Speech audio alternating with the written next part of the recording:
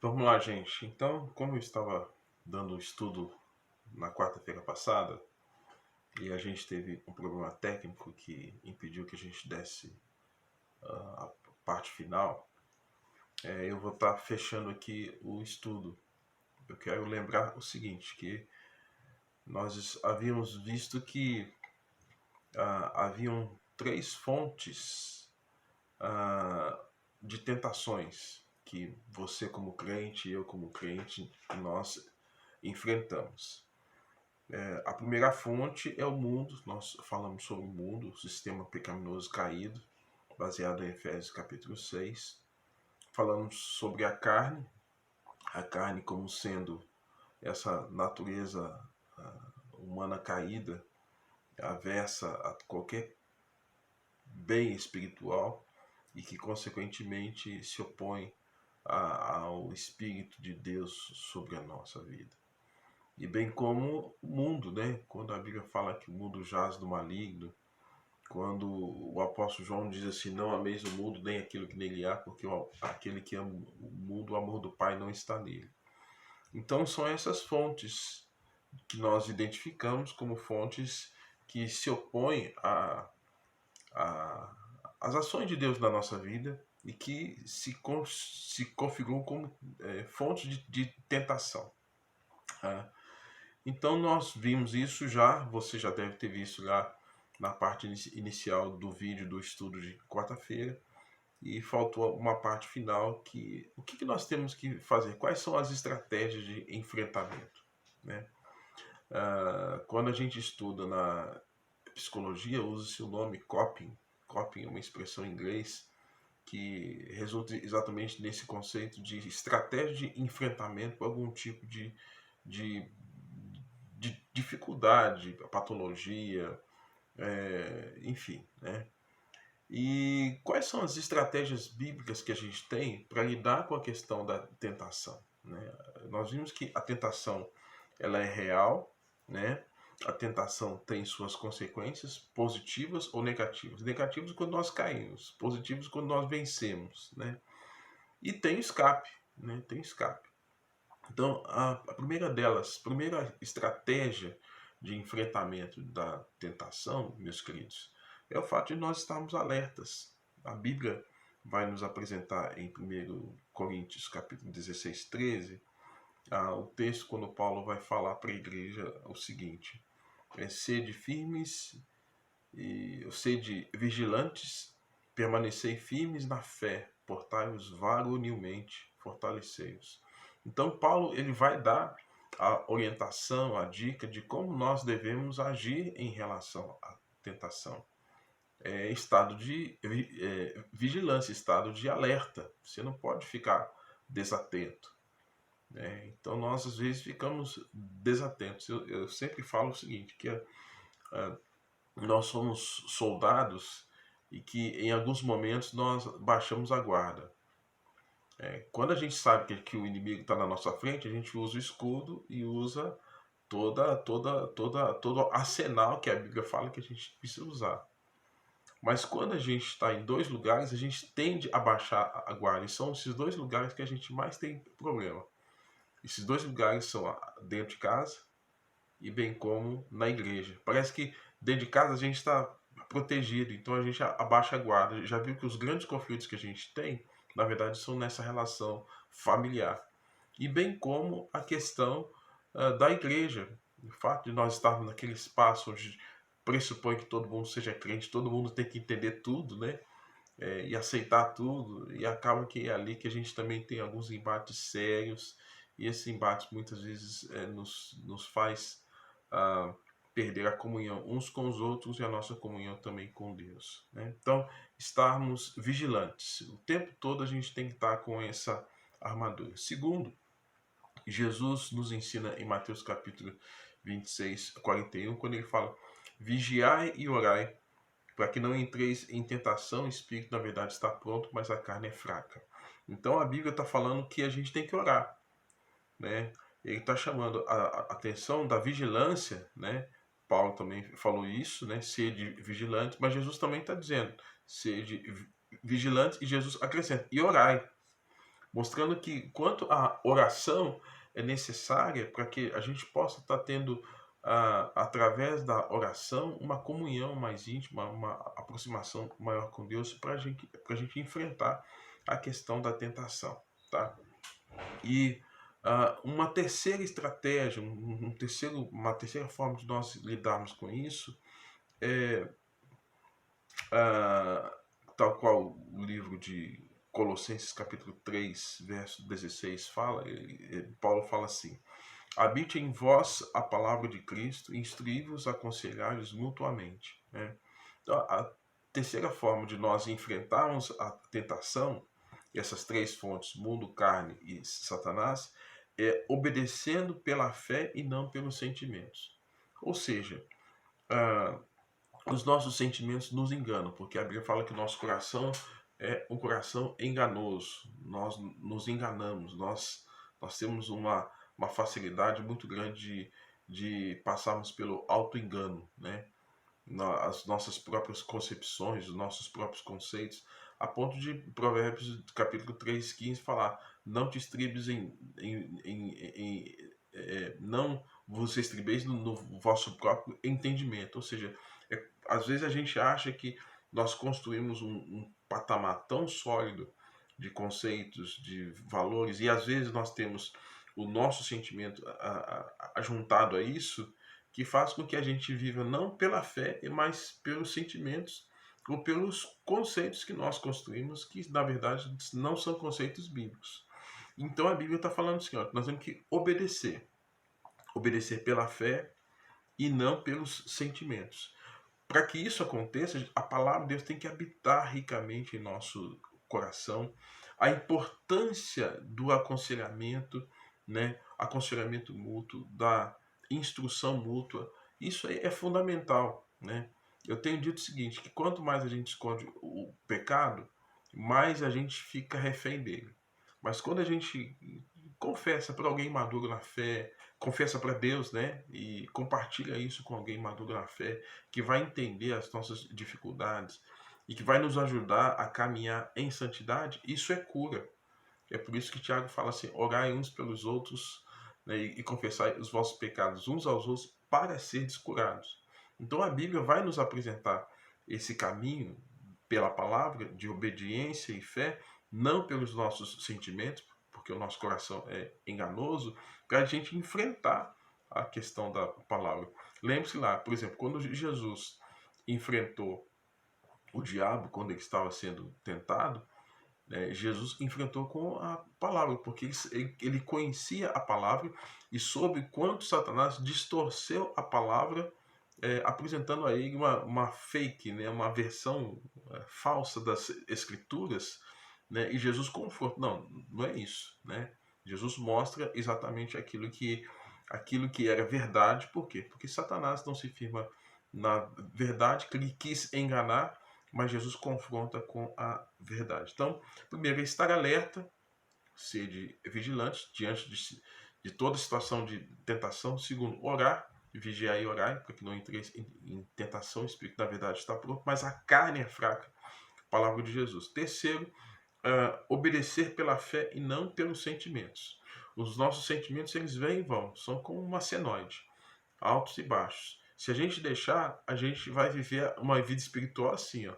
Mas Jesus quer que a gente cresça assim, né? Uma crescente, progressivamente, né? E um outro aspecto também, uma outra estratégia de enfrentamento das tentações, né?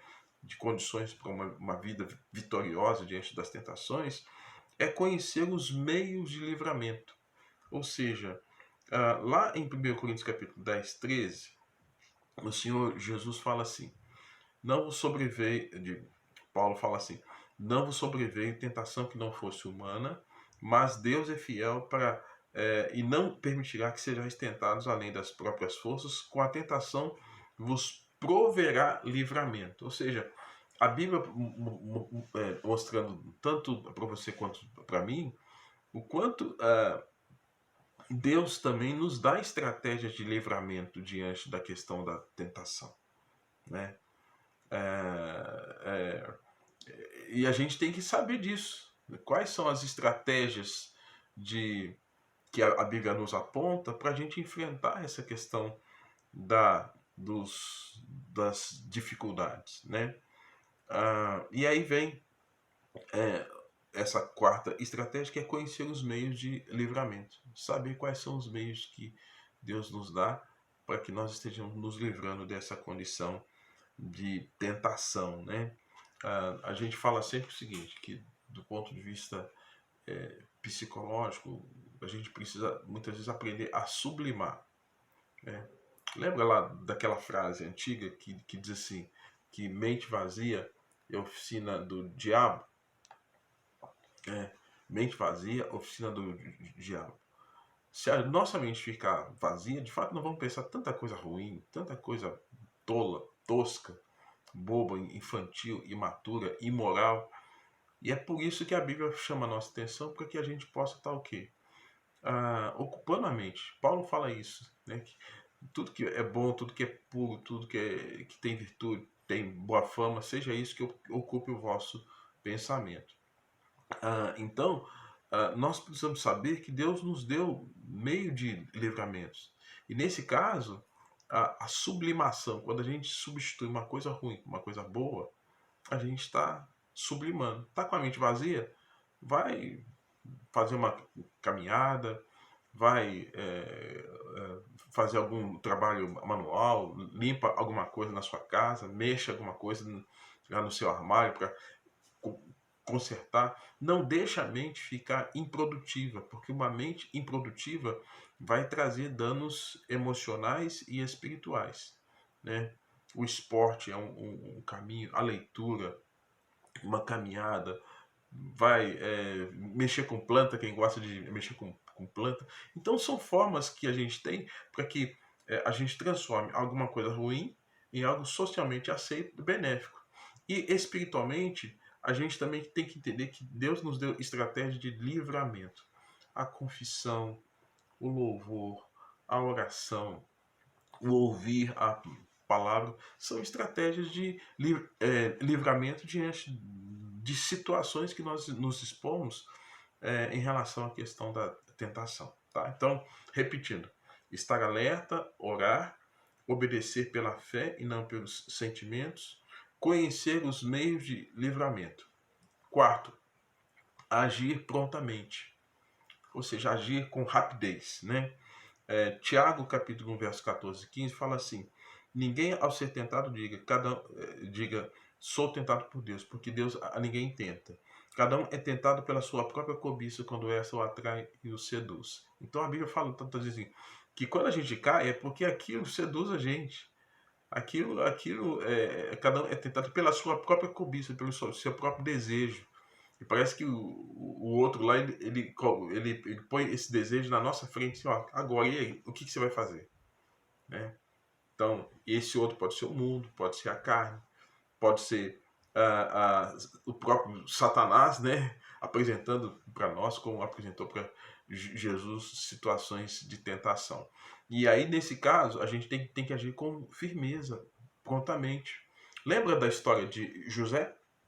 José, a Bíblia fala assim que José, quando foi tentado pela mulher de Potifar, ele não teve outro caminho senão fugir. Deixou até parte da roupa dele lá, porque a mulher queria desnudá-lo, mas ele, não, aqui não, né?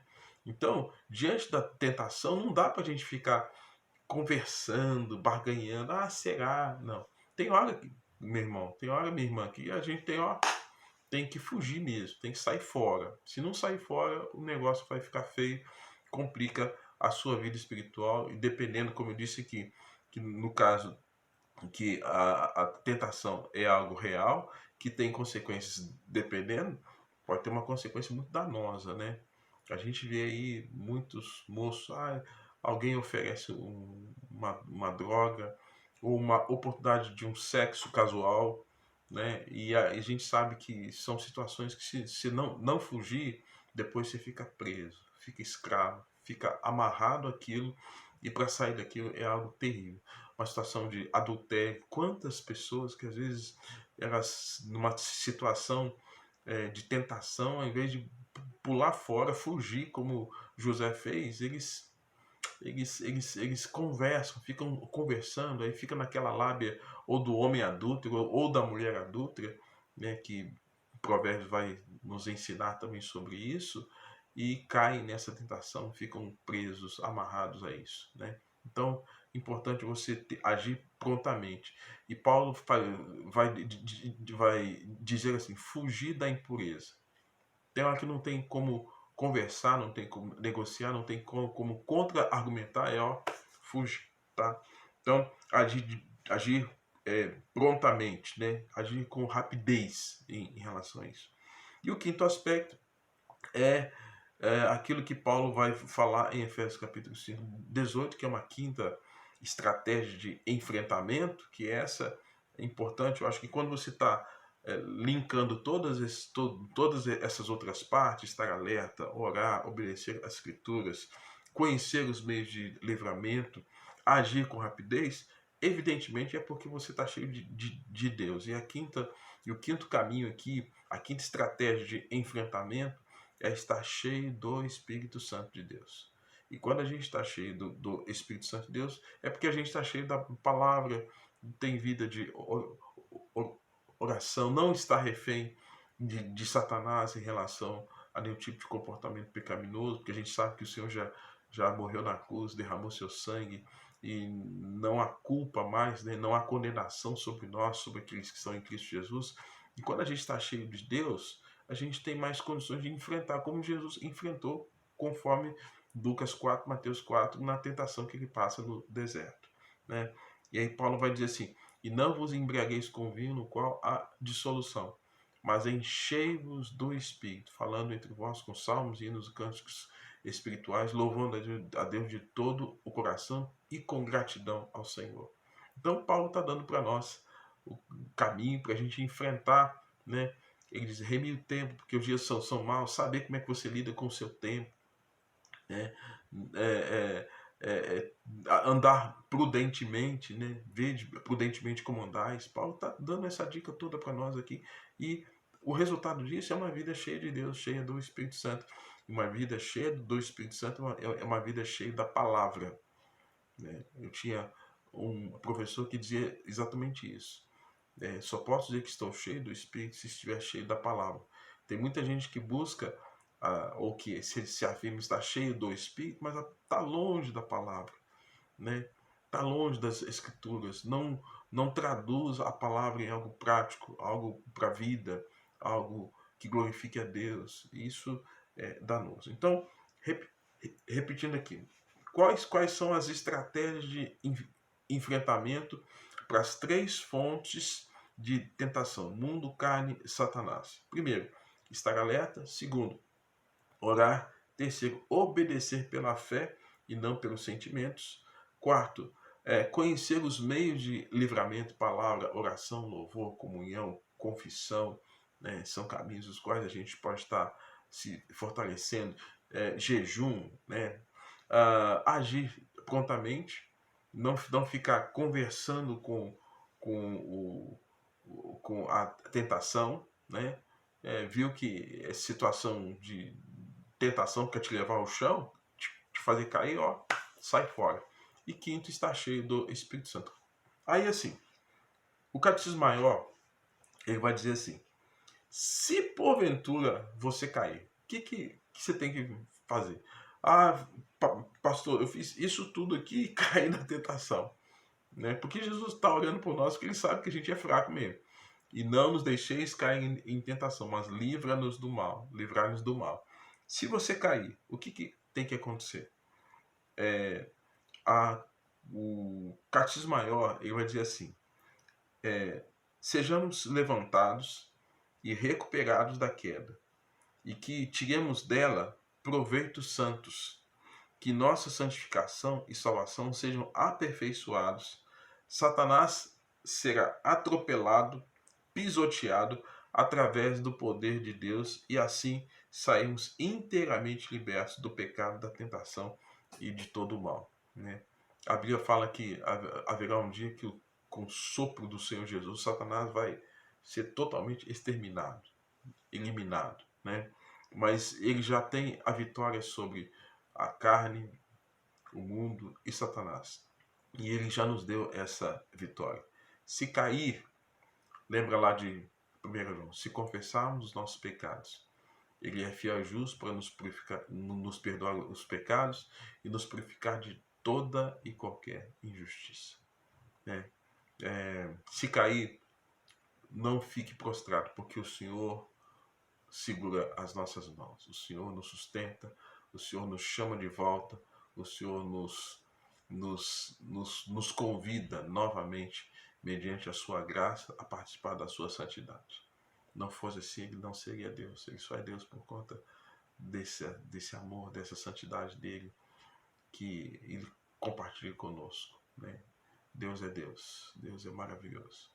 Então fica aí a dica, vencendo as tentações, ou enfrentando as tentações. Tentação é real, tentação tem suas consequências positivas ou negativas, e ela tem o seu escape.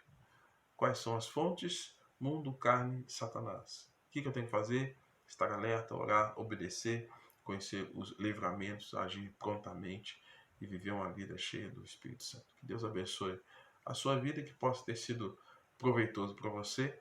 Faça a conferência dos textos depois que eu citei aqui, e Deus o abençoe e lhe dê vitória diante das tentações. Amém.